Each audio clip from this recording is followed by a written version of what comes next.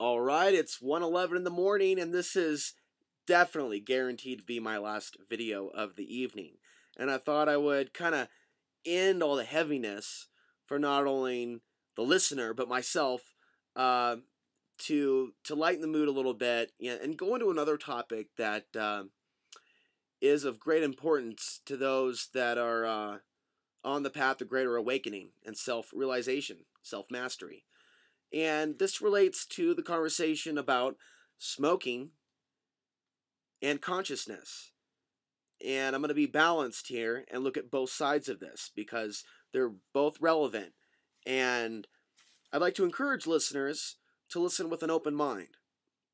This is not about judging people. I have been struggling with smoking for a long time. Now, at the moment, I'm smoking the light pack of the American Spirit Rollies. I prefer to roll my own.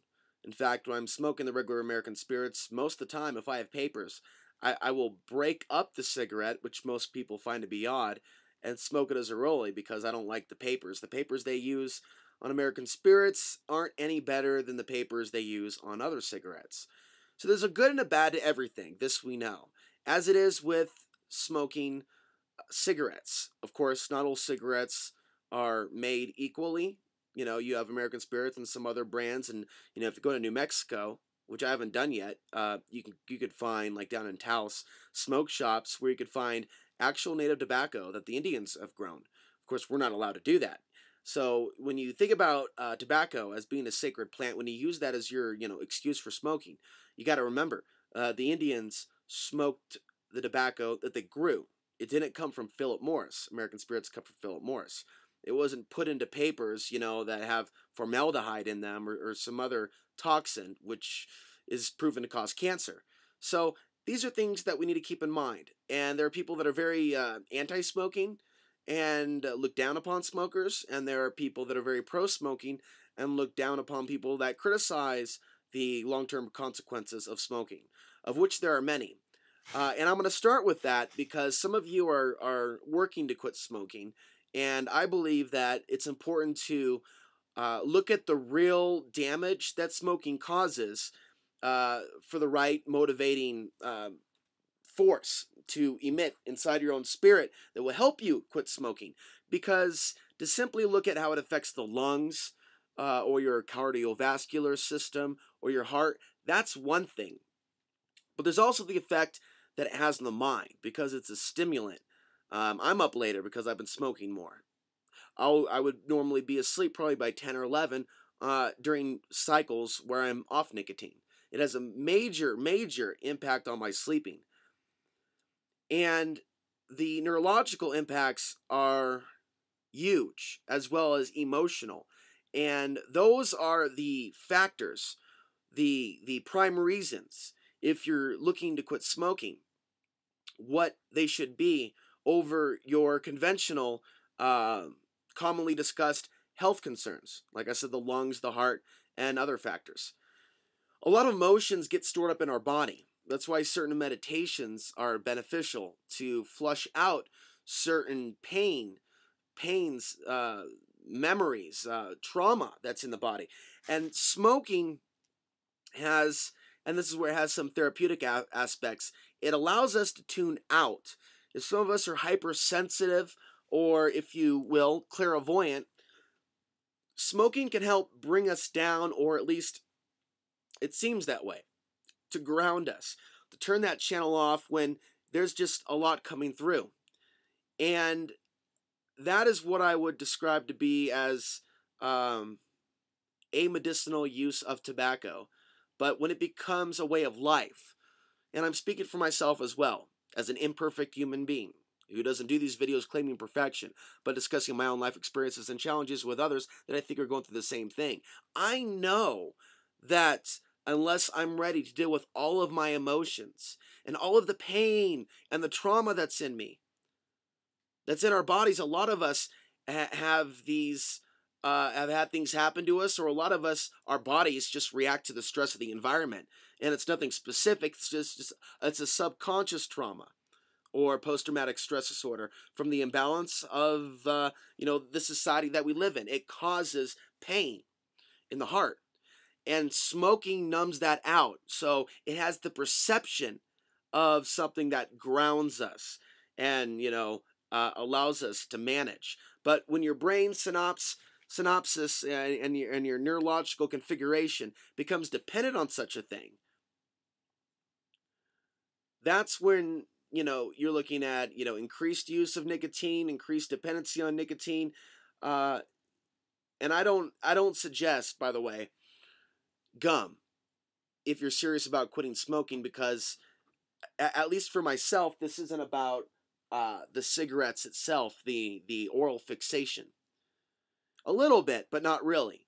It's the effect that it has. So if you're chewing gum, you're still numbing that part of the brain, or you're still amping your body up. Sometimes it feels like you've had a couple cups of coffee. Blah, blah, blah. Sometimes some of those little pieces of gum are stronger than the cigarettes I'm smoking, and I felt kind of weird when I took a few about a month ago.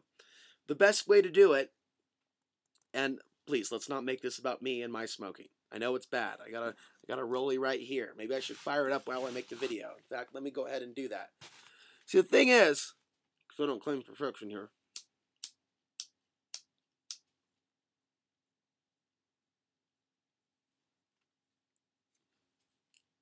these things are strong, and they go and they go and they go. Some people think I'm rolling a joint when I roll these things. I mean, because my sensitivity at times gets so jacked up, I smoke a little bit and come down, but it's the days after you decide to quit smoking. Sometimes we go off the cigarettes for a couple days and we come back, and that's okay. Progress, not perfection. Allow yourself to take 3 or 4 days off. But that's the time period where it's not about necessarily the cravings for the cigarettes. The cravings for the cigarettes come from the emotions that have been buried, the feelings, what you could also call psychic attacks. There are things in our etheric body at times that come from psychic attacks from others. Who knows where it comes from sometimes, and things get lodged in our body. So it's another form of pain. And if we don't know how to deal with that pain, or if we have not yet come to a level of self-mastery, I'm still working on it myself. There's a lot I've been through, obviously, so I'm working through things stage by stage. But that's not going to stop me from making this video saying, if you're serious about quitting smoking, I encourage you to do so, or if you're considering it, because of the spiritual benefits that'll come from it. I'm trying to push through a lot and work through a lot, and there's a lot there. And so, I go off and on, off and on. I'll try again after that pouch is gone. Because there's such a clarity and also physical strength and prowess to me when I'm not smoking. It's been a long time since I've sprinted. There's other things that I want to do. But the spiritual benefits are powerful because it takes the power of the mind and incorporating the spirit in the body to heal ourselves. And when you're not smoking and you're not polluting your chakras, that's what nicotine causes. It causes polluted chakras and holes in the auras. When you don't have issues, energetic issues like that are caused by nicotine, it's easier to work through things that you may be stuck on for a lifetime. Other relationships, current relationships, anxiety about future relationships, your work environment. Look at how many people smoke that work in the restaurant industry. Look at how many people smoke that work at certain service industries when they're not paid very well. I noticed this trend when I was in Dallas. You look at all the nice cars, and then you see the rough cars, and then you see people smoking. Maybe they don't have air conditioning. I know I didn't, but I know that there is at least a correlation between those that associate themselves with being in poverty and smoking, and those that associate themselves with being better to do, with taking care of their bodies, taking care of their temple. So our thoughts on our own lives and, our own values, that can also impact whether we smoke or not, because, we can numb out those emotions when we smoke. There's a lot of smokers that are involved in the so-called truth movement, that are looking at conspiracies, aware of the New World Order, and it gets so heavy that unless you have a spiritual practice that you are proficient at, again, I'm still working at mine, to where I'm living it 24/7 to where I don't need this, but I'm imperfect. We're all imperfect. That's why we're in the earth realm. So let's share the information that we have about things that we're learning about ourselves. And I've known this about cigarettes for years. There's a major difference in those that are smokers and those that are not smokers in terms of their energy and their aura. You know, smokers, they have a certain anxiety to them. They have a certain worry to them. They have a certain half-ass glass, half empty mentality to them that is influenced at times by cigarettes. I liken cigarettes to a degraded, much softer form of crack cocaine. The way that it stimulates the mind, it doesn't really create that euphoria unless you haven't smoked for a while. But, you know, like heroin has that numbing type of, so it has a high and a low. It is a stimulant, but it can also take you down and lower your energy. And when your energy is lowered or your aura is open, then you're open to influence. Then you're open to psychic attack. Then you're open to some of the negative emotions. And it kind of defeats the purpose, because the whole purpose of smoking was to numb out the things that you don't like. And so if you're serious about smoking, you know, it's kind of like, I almost want to say, if this is a heavy chronic issue for you, there's a lot of emotions that you know are in there. Got to be honest with yourself. Is there a lot locked up inside you if you're a smoker? On an emotional level, that is the real cause of your addiction. I mean, the chemical thing is see, these are things that follow the root cause. Chemical addiction is a serious issue. The physical aspects, again, of what it does to the body, serious issue. But this is really about the spirit, being able to also, you know, feel things in our body. When we can cross that threshold, you know, we can get through the negative feelings that we're more sensitive to and learn to manage them. I highly recommend certain forms of meditation to push out certain things that are lodged inside you.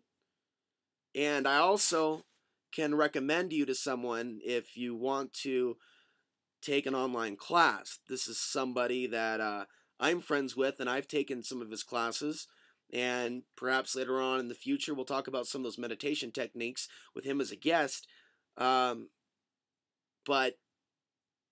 you can also, even without taking a class, learn basic meditation techniques to ground your energy, to use your own power of visualization to pull out the things that are tormenting you, things or entities or thoughts from other people. It's a pretty serious issue because we are psychic beings. And when there's negativity all around us and we're responding to this psychically, unless we know how to manage that pain, we cope. We cope with, you know, the things that we know how to cope with. I smoke pot too, but a lot of people smoke pot to escape. Some use it to expand their mind.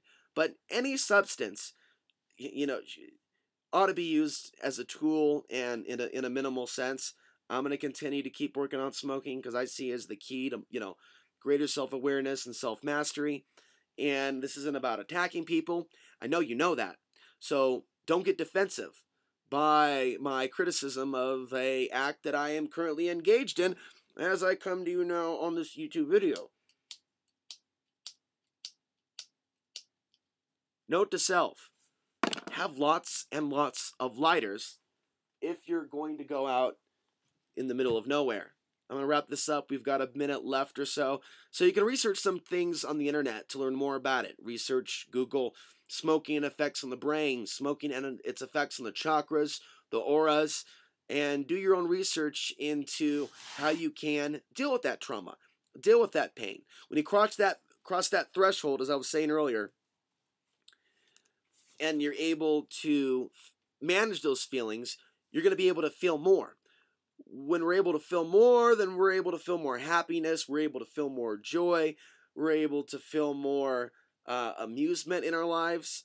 There's a part of us that has that chuckle, that sometimes it's hard to bring out. We're able to just laugh at things or laugh at ourselves. And even though I'm doing that freely, even though I'm smoking, it's really because of the spiritual essence of what I'm conjuring, but by the nature of the conversation itself. You know, most of the time smoking just brings me down. As does alcohol, which is something I rarely ever touch out here. Not good to do that at higher altitudes. In another video, we could talk about alcohol. We could talk about pot more, but please, share this video with other like minds that need to hear this information.